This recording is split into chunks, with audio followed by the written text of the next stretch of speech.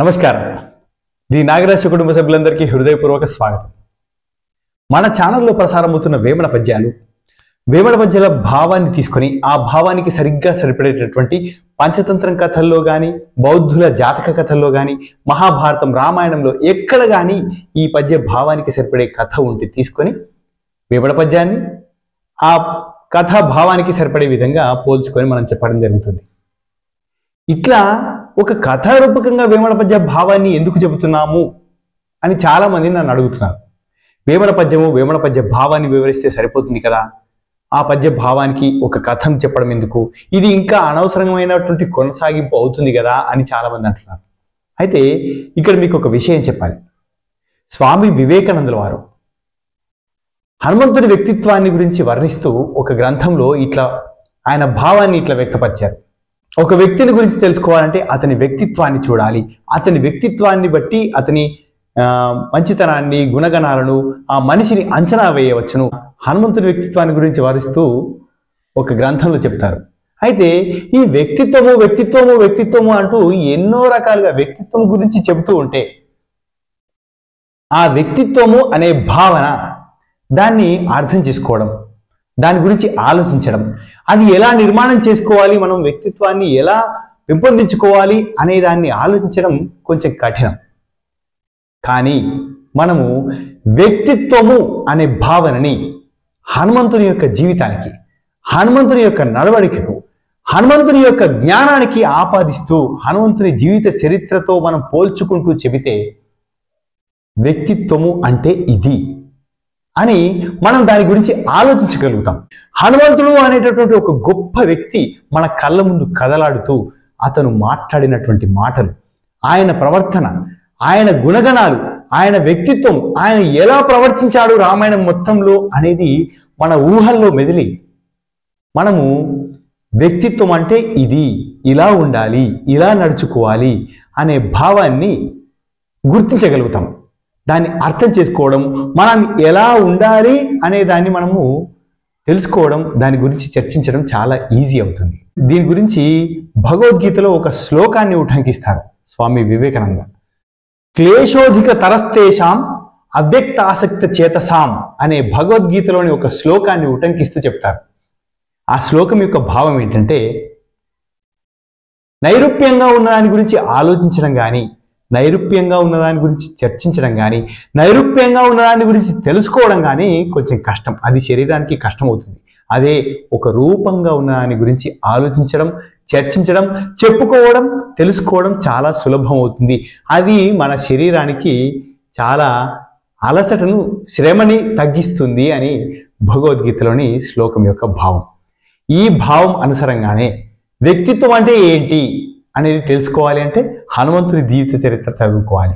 హనుమంతుని జీవిత చరిత్ర ద్వారా వ్యక్తి యొక్క వ్యక్తిత్వ నిర్మాణాన్ని మనం పెంపొందించుకోవచ్చును అంటూ స్వామి వివేకానందుల వారు ఆయన భావాన్ని ఇలా తెలియపరిచారు.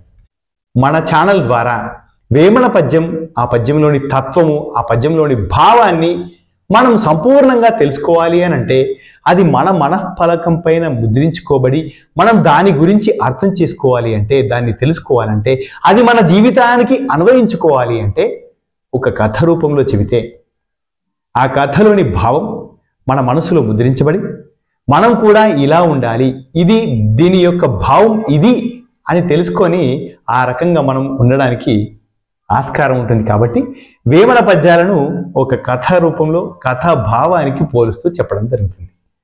ఆంజనేయ స్వామి, శ్రీరాముడు, లక్ష్మణుడు అడవులలో నారవస్త్రాలు ధరించి, ధనుర్బాణాలు ధరించి వెళ్తున్నప్పుడు వారిని చూసి ఎవరో అగంతకులు వచ్చారు, నన్ను చంపడానికే మా అన్న వాలి వారిని నియమించాడు, ఈ అడవుల్లోకి పంపించాడు, మన సామ్రాజ్యంలోకి వాళ్ళు ప్రవేశించారు అని సుగ్రీవుడు భయభ్రాంతకులు లోనై అడవిలోకి పారిపోయి తన 4 మంత్రుల్ని పిలిపిస్తారు.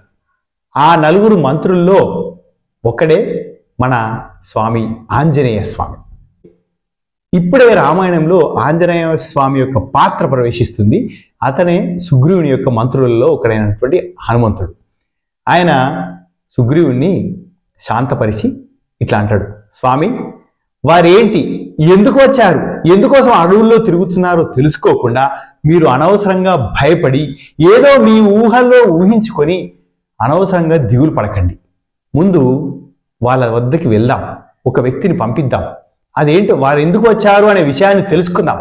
తెలుసుకున్న తర్వాత మనం తర్వాత ఏం చేయాలో నిర్ణయించుకుందాం అని ఆంజనేయ స్వామి సుగ్రీవుణ్ణి స్థిమితపరిచేటటువంటి మాటలు చెప్తాడు. అప్పుడు సుగ్రీవుడు అంటాడు, మరి వారి వద్దకు ఎవరు వెళ్తారు అంటాడు. ఆంజనేయ స్వామి, ఎవరో ఎందుకండి, నేనే వెళ్తాను అని మారువేషంలో రాముడు లక్ష్మణుడు వెళ్తున్నటువంటి మార్గంలో మారువేషంలో వారికి ఎదురుపడి వారిని చూసి ఆయన ఒక దివ్యమైన అనుభూతికి లోనై, అయ్యా మిమ్మల్ని చూస్తుంటే మీరు నార వస్త్రాలు ధరించి అడవుల్లో తపస్సు చేసుకోవడానికి వచ్చిన వారిలాగా కనిపించడం లేదు. మీ దృఢమైనటువంటి కాయం, మీ అద్భుతమైనటువంటి వర్చస్సును చూస్తే మీరేదో గొప్ప వ్యక్తుల్లాగా ఉన్నారు. మీరు ఇక్కడికి వచ్చినటువంటి కార్యం ఏంటి? నేను ఈ రాజ్యానికి రాజైనటువంటి సుగ్రీవుని మంత్రుల్లో ఒకడిని, నా పేరు ఆంజనేయ స్వామి అని వారి దగ్గర మారువేషంలో ఉన్నప్పటికీ వినమ్రపూర్వకంగా మర్యాదపూర్వకంగా వారిని అడిగాడు ఆంజనేయ స్వామి. అప్పుడు లక్ష్మణుడు, అన్నా ఆ రావణ ఇది కూడా ఏదో మాయ కావచ్చును అన్నా అని లక్ష్మణుడు హనుమంతుణ్ణి ఎదిరించబోతూ ఉంటే రాముడు వారించి, లక్ష్మణ ఆగు, నీ ఎదుట ఉన్నది మామూలు వ్యక్తి కాదు, అసాధారణమైనటువంటి వ్యక్తి. ఆయన మాట తీరు చూసావా?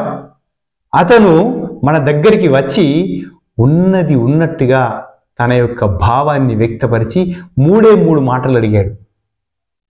అయ్యా మీరు వచ్చిన పనేమిటి? మీరు నార వస్త్రాల్లో ఉన్నప్పటికీ మీరు ఎవరో మహానుభావులు రాజుల్లాగా ఉన్నట్టున్నారు, ఇక్కడికి వచ్చినటువంటి కార్యం ఏంటి? నేను ఫలానా వ్యక్తిని అతను వినమ్రపూర్వకంగా మనల్ని అడిగాడు.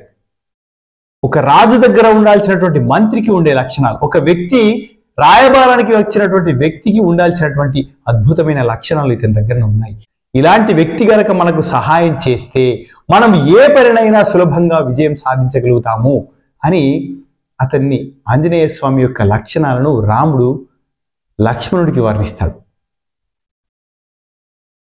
అనవసరమైన ఆందోళన చెందకుండా సుగ్రీవుణ్ణి వారించి బాధ్యతను తన తలపైన మోసి భయం లేకుండా రామలక్ష్మణుల దగ్గరికి వచ్చి ఆయన మారువేషంలో వచ్చినప్పటికీ ఆయన వచ్చినటువంటి విషయాన్ని తెలుసుకొని మీరెవరు, ఎందుకు వచ్చారు, నేను ఇందుకోసం వచ్చాను అని 3 ముక్కల్లో వారిని, ఎప్పుడైతే ఎదుటి వ్యక్తి గురించి మనకి ఏం తెలియదో, ఎప్పుడైతే ఎదుటి వ్యక్తి మనకంటే శక్తిమంతుడు అని మనం గ్రహించామో మనం ఎలా ప్రవర్తించాలి అనేది ఆంజనేయ స్వామి వద్ద ఈ సందర్భంలో మనం నేర్చుకోవాలి. ఇది ఆంజనేయ స్వామి యొక్క వ్యక్తిత్వం. అందుకే ఆయన భగవంతుడయ్యాడు. ఇట్లా ఆయన వ్యక్తిత్వ వర్ణన స్వామి వివేకానందుల వారు ఎంతో అద్భుతంగా చేశారు. మునుముందు వీడియోలలో మనము ఇంకా కొన్ని విషయాలు స్వామి వివేకానంద ఆంజనేయ స్వామి గురించి తెలియపరిచినటువంటి ఇంకా కొన్ని విషయాలు తెలుసుకుందాం. వేమన పద్యాలకు సంబంధించినటువంటి కథలు, వాటి భావం, అవి మన జీవితానికి ఎట్లా అన్వయించుకోవచ్చును అనే విషయాలు కూడా తెలుసుకుందాం. ఆంజనేయ స్వామి యొక్క వ్యక్తిత్వాన్ని వర్ణించినటువంటి విశేషాలను తెలుసుకున్నాం కదా.